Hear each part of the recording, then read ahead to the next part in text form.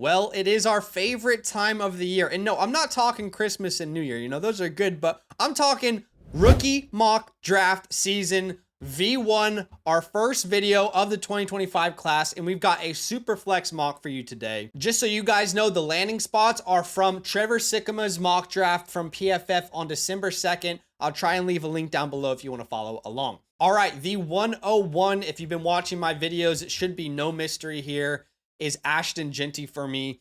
In this mock draft, Ashton Jeanty goes to the Cowboys in round 1. I think this is pretty easily everybody's ideal fit for Ashton Jeanty. I think the entire fantasy world would absolutely lose their mind if he goes to the Cowboys. He's definitely going to be a top 15 pick in the NFL draft. Over 2,000 rushing yards this year. He is the complete package. You know, I've kind of coined this trademark, if you will. I might turn lemons into lemonade. Well, Ashton Jeanty turns lemons into caviar. He is the complete prospect. There's a little Aaron Jones, Dalvin Cook, Maurice Jones-Drew, Alvin Kamara to his game. He's a 3-down workhorse superstar running back that you can start from day one, Bijan Robinson level expectations. Moving on to the 102. Now, I personally believe that the 102 is a huge tier of players. I genuinely believe that depending on how the actual NFL draft goes, there could be 7 different names worthy of being the 102. And in today's video, that to me is Caleb Johnson, who ends up going to the Chargers. And honestly, this is just the absolute perfect fit for Caleb Johnson. He goes obviously with Harbaugh, Greg Roman, an offense that does like to establish the run. We saw that earlier in this year with J.K. Dobbins. This is obviously a huge upgrade over J.K. Dobbins long term. 6 foot, 225 pounds. Another one of these, you know, break tackle machines, big body, great athlete, you know, a home run hitter. He actually had the highest breakaway percentage of any running back in college football this year, even above Ashton Jeanty. Over 7 yards per carry at Iowa. You know, he completely elevated the offense, and I think he could be the missing piece for the Chargers to kind of elevate their offense in the AFC West. I think he's another one of these names that you're starting from day one. You know, the same expectations you had for Breece Hall when he was drafted in the second round. Ken Walker when he was drafted in the second round. You have the same expectations for Caleb Johnson. All right, at the 103. Now, my personal opinion here, this is my wide receiver one in the class as of today. Remember, guys, we're 5 months out from the NFL draft. It's okay for your opinion to change and for you to be fluid at this point, right? We really need to be stuck into our rankings and into our opinions in April, May, but not right now. And for me, the 103 is my wide receiver one. That is Luther Burden. Now, he goes to the Washington Commanders in round 1. I can't think of a better landing spot for Luther Burden in this draft. You're telling me that this uber talented player who was completely held down by quarterback play gets to go to Washington? That sounds exactly like Terry McLaurin's entire career in the NFL until Jaden Daniels showed up and finally made him a top 5 wide receiver in fantasy football. Now, I'm not claiming Luther can be that, but I'm absolutely obsessed with his game. I see a little JSN and Deebo Samuel to his game. There's a little Rashee Rice, but this is the perfect missing piece in this Washington offense. They do not have a secondary threat as a receiver. They drafted Ben Sinnott. He hasn't done anything for them. Zach Ertz is very old. Right, and as far as Terry McLaurin, I mean, he's going to be 30 soon. They need a young, electric wide receiver. They traded away Jahan Dotson. I believe this is the perfect fit for Luther Burden. He could be so good in this landing spot. I just cannot wait to see him, you know, running a slant route over the middle, the screen game, making guys miss in the open field. He would be the perfect fit with Jaden Daniels. Absolutely obsessed with him. That's why he is my 103. At the 104, now we're going to draft what is most people's wide receiver one in the class, and that is Tet McMillan. Now, I do like Tet McMillan. Don't get me wrong. I think he's an absolute superstar player. Everybody has a little bit of a different flavor. And, you know, if you're out there and you're someone who thinks there's no way anybody else can be wide receiver one, it has to be Tet McMillan. Well, what did you think about this time last year? Okay. Did you think Marvin Harrison had to be the wide receiver one? No one could have a different opinion. I remember I made a video telling you guys that Malik Neighbors was in the same tier as Marvin Harrison, and people had a tough time absorbing that. I remember I made a video saying Ladd McConkey was a top 5 wide receiver in the class, and people had a tough time with that. All I'm asking you is at this point of the offseason, you should have no committed opinions, in my humble opinion, outside of Ashton Jeanty being this can't miss prospect, right? Love Ted McMillan, huge big body at 6'5", 212 pounds. Now, look, he's not the best route runner, but at his size, you can't expect a guy at 6'5", 212 to run routes the way a Garrett Wilson does at 5'10", right? That's just not how it's going to work. He wins with size, leverage, and speed, and he would be the perfect fit with Drake May in New England. He would be the wide receiver 1 from day one. So I'm a big fan of that fit there. Moving on to my 105. And yes, it is a super flex mock. And no, we haven't taken a quarterback yet. We will get there, but not yet. This is where I'm going to take Omarion Hampton. Omarion Hampton in Trevor Sycamores mock draft was the 34th overall pick. So barely missed out on the first round. Early second round pick. That's incredible draft capital. He goes to the Las Vegas Raiders. Kind of like in a team that desperately needs someone to fill that hole for them at RB. Since they lost Josh Jacobs, I don't think they realized how big of a hole it would have left them. But Omarion Hampton is the perfect player to go ahead and fill that hole for them. I'm saying fill hole a lot. I'm sorry. He is 6 foot, 220 pounds. I think he is a complete prospect. Now, look, he doesn't have like this bag of tricks in the open field where he's super elusive and make you miss, but this is a downhill runner, aggressive break tackle machine. He led the nation in yards after contact in 2023. He absolutely dominated as a freshman. And unlike a lot of other running backs in this class who did that, he continued to dominate his entire career. He is an absolute threat in the receiving game. This year, he had 31 receptions, almost 300 yards. That's incredible for a college football running back. I think he'd be the perfect fit for the Raiders, who, by the way, grab a quarterback who is my 106 here, Shedeur Sanders. I will take him at the 106. And thinking about that offense, 2 rookies, kind of Trevor Lawrence, Travis Etienne vibes, but not from the same team, right? But 2 rookies at important positions. I do think Shedeur Sanders is a very good average quarterback. Like, I don't think that he's going to absolutely be a game changer. I saw someone recently compare him to Joe Burrow. Look, with all due respect, I don't think Shedeur Sanders and Joe Burrow should be anywhere near in the same conversation. If you're going to compare Shedeur Sanders, I think a better comparison is the Tua Tagovailoas of the world, the Brock Purdy's of the world. Because that's the type of starter you're going to get. Is he going to be a top 10 starter? Probably not. He's going to be this middle of the pack, a guy who can win games with, not maybe because of, right? This isn't a Patrick Mahomes. This isn't a Joe Burrow. This isn't a Lamar Jackson, Josh Allen. But this is a competent, reliable quarterback. By far, Shedeur Sanders has the best ball placement of any quarterback in this class. He is the most accurate quarterback in this class. He has that alpha mentality. I don't think he has the best zip on his ball, and that's a little concerning to me. Over the intermediate parts of the field, the 5 to 20 yard range throws, that zip is just, it's not there. It's not coming off the hand like a rocket, like we saw for a lot of these quarterbacks last year, but the ball placement is absolutely incredible. This would be the best news ever for Brock Bowers owners. And, while I can't take him at the 102, like a lot of people might, I think he'll be a fine quarterback 2 in Dynasty football. Again, like Brock Purdy and Tua Tags are today. All right, moving on to the 107. This is where we will take Travis Hunter, who was drafted by the Jacksonville Jaguars, and this is assuming he plays wide receiver.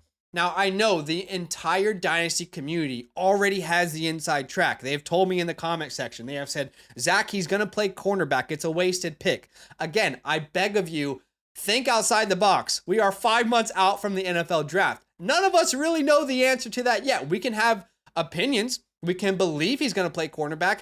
Honestly, the most realistic outcome is that he does play cornerback, but surely he's going to take a second and think about this, right? Because what position gets paid more? Well, clearly the wide receiver position is getting paid far more than the cornerback position at the top of, the list.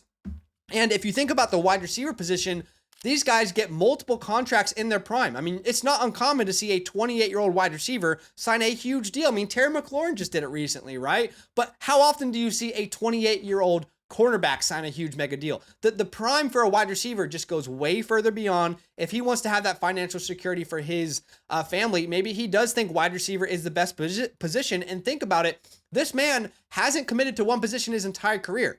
How good could he be if he committed to wide receiver going into the NFL? I will say this, regardless of what position he plays, he has the best ball skills I've ever seen of any player I've ever scouted. All right, moving on to the 108. This is where I will take Cam Ward. I am a little bit lower on Cam Ward than the average person. He goes to the Giants. He's the top 3 overall pick. Look, I'll have to adjust my own expectations if he truly goes top 3 in the NFL draft. You know, I can't sit here and say I'm a smarter person at evaluating quarterbacks than the NFL is. But, you know, if you know anything about this channel, if you know anything about me, the last time I had a strong stance on a quarterback in the last 5 years, really, and I was against that quarterback as a prospect, was Will Levis. That was the last time. I remember in his draft class at this time of the year, everybody was saying he was a top 5 pick, guaranteed first round guy, and I saw a ton of flaws on film. For Cam Ward, I can recognize the arm talent is there. It's ridiculous. The stature is there. All the athletic gifts are there, but the mental processing is just not there yet. And I say this with all due respect, but Cam Ward, of any quarterback I've scouted in the last 5 years who is projected to be a top 5 pick, has the worst decision-making I've seen of any quarterback with that status at this point of the season. And if you don't believe me, go check out my Twitter. You know, I do break down some of his film over there. Hopefully my editor can put up a screenshot so you can find it. But just go watch the California game. Go watch Cam Ward versus California. I believe if Cam Ward's going to be successful in the NFL, he needs to take at least a year to develop, if not 2 years. He needs to take the Jordan Love route. In fact, that is my ceiling comp. The floor comp is like a Jameis Winston. I like, that's the kind of decision making this man has on a week-to-week basis. All right, at the 109, I will take my tight end 1 in the class. That is Colston Loveland, who lands with the Denver Broncos. He does get first-round draft capital.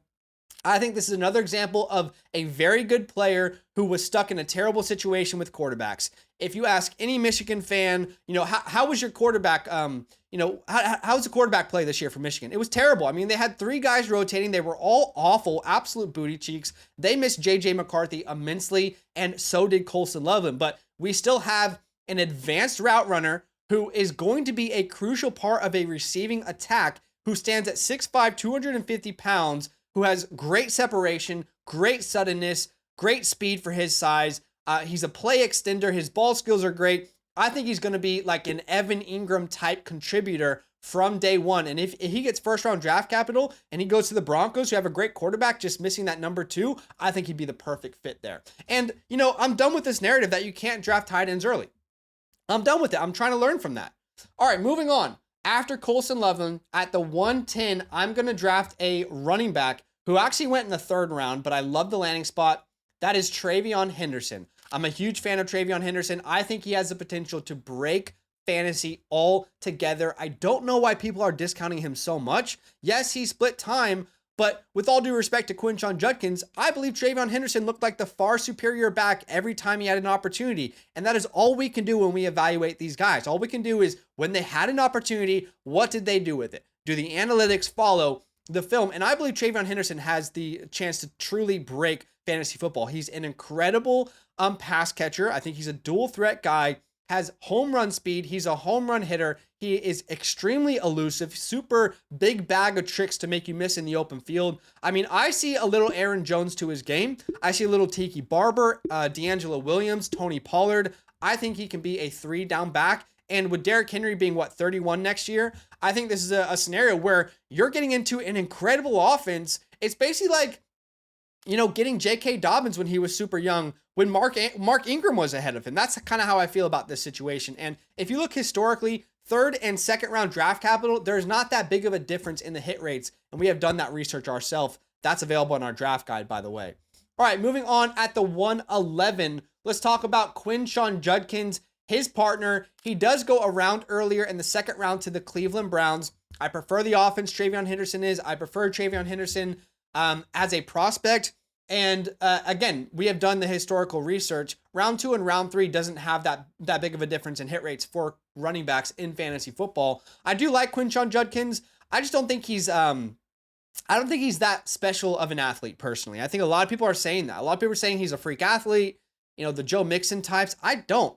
I think he can be very successful and very productive in the NFL, but at best, he's a David Montgomery level athlete, right? At best, he's a Kareem Hunt, this, last 5 years version of Kareem Hunt, I think he's a great player. I think he can be very productive. He's not a home run hitter. His big area of his calling card is strength, but his yards after contact per attempt numbers are completely mediocre. I don't think he moves as good as people say he does. However, I do believe he can be a very productive player in the NFL, and he got good draft capital here. All right, the 112th here, we are going to go ahead and take Emeka Egbuka, who was the first pick in the second round of the NFL draft to the Jacksonville Jaguars here. So they take Travis Hunter and they take Emeka Egbuka. We'll see how that kind of works out long term. But assuming Emeka Egbuka, is an important part of this offense moving forward, I've said this many times, I think he can be the perfect number 2 in an offense. He can be your Robert Woods to the Cooper Kupp for the Los Angeles Rams. He can be your Juju Smith-Schuster to the A.J. Brown for the Pittsburgh Steelers, right? I think he's a very detailed, nuanced tempo route runner out of the slot. I don't think he's special after the catch, and that concerns me a little bit for him to be a slot exclusive guy, but I do like his game. I think he contribute from day one. All right, moving on into the second round. Before we do that, I just want to let you know that our 2025 rookie report, actually, by the time you're watching this video, it's probably already available. Yeah, we actually are going to release it before Christmas, so that will already be available on the Flock Fantasy website. If you want to gain access to that and see all of our opinions and all of our film review and analytics and breakdowns of every single player, all you need to do is become a yearly Mother Flocker member with the promo code LAND, or a monthly member, whatever, suits your, whatever you want. If you do become a yearly member, you will get a free team playbook alongside of the 2025 rookie report. Moving on into the second round, the last player who went in the first round, Tyler Warren, comes off the board here. Look, you can make a case for Tyler Warren to go in the first round. I don't love the landing spot of the Indianapolis Colts, and it's the same reason I wasn't really big on Adonai Mitchell last year, and that's because of Anthony Richardson, who is currently completing about 44% of his passes. I'm recording this in week 16 because we're about to go on break for Christmas and New Year's. But yeah, last year I was completely roasted because of how low we had Adonai Mitchell, and we tried to explain to people this is not about Adonai Mitchell. This is about all of the other weapons that he has to compete with, and a quarterback that can't really even support one name on a consistent basis. That's again my plea with you here with Tyler Warren. How are you going to be relying on Tyler Warren as a fantasy producer, right? You have to deal with Michael Pittman, Josh Downs, Adonai Mitchell, and now Tyler Warren's in the mix with a team that already doesn't have much success through the air. He will be incredible for the Colts franchise. He's exactly what they need. Perfect for real football, but I just don't know what it means for fantasy football. All right, moving on to the 202, we've got wide receiver out of Texas, Isaiah Bond. I really love Isaiah Bond. I've said this before, but I truly believe if you were to just do pure talent and completely remove production, just based off of watching film, he's probably a top 5 talent at the wide receiver position, if not in this entire class. Truly. But the issue is, the guy hasn't produced his entire career. He has one game over 100 receiving yards in his entire career. And if you look at that on a percentage base, that is about 3% of his games, 2.7% of his games in his entire college career, he's had over 100 receiving yards. Now, the Titans valued him as an early second round pick, so maybe, there's something there in the future. I do love the player. I'd love to see what the NFL thinks about him. All right, we got a little run of running backs here. At the 203, Dylan Sampson out of Tennessee. This man produced all year, did a great job filling the hole that was left by Jalen Wright. The Chiefs draft him in round 2.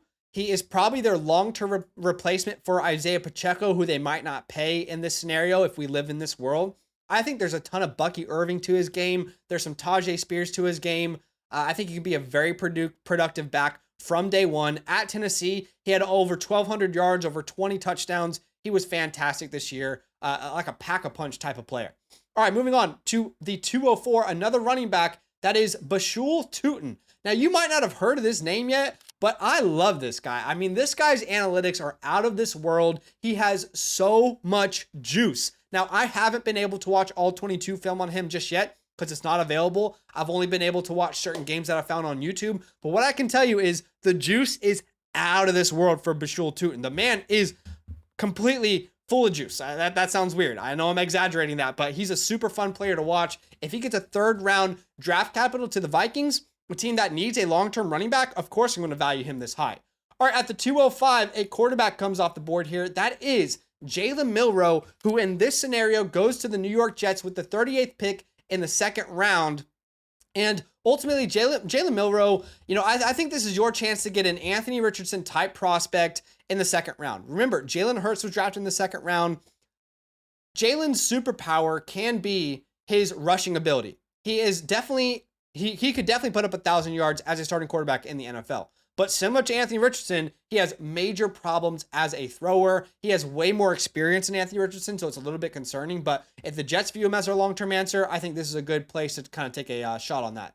At the 206, one of my favorite players in this entire class comes off the board. That is Jack Besh out of TCU. He goes to the Giants with one of the first picks in the 3rd round. I think he's the perfect complement to Malik Neighbors. I think he would be an incredible big slot if they want to move on from Wan'Dale Robinson. But Jack Besh, standing at 6'2", 215 pounds. This man's ball skills are ridiculous. He has the best drop rate of anybody in the class at 1.6%. Snags the ball out of the air with aggression. Extremely versatile. In 2023, he played the majority of his snaps as a big slot. And then in 2024, majority of his snaps out wide. You can play him anywhere in the field. Very difficult to bring down in the open field. I don't want to go too far, but I see a lot of shades of Puka Nacua as far as this big body, good route runner, way better than you think after the catch. Really hard to bring down. I'm a big fan of his game, Jack Besh. All right, moving on.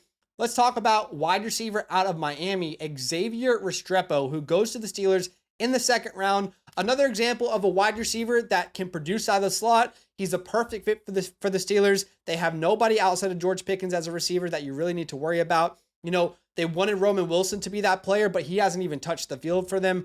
Xavier Restrepo, I don't think he's a special athlete, but I definitely think he can produce after the catch. I'm thinking like a Khalil Shakir type of player here with Xavier Restrepo. I think that's what you could be getting at the wide receiver position. All right, moving on. Let's talk about another tight end here.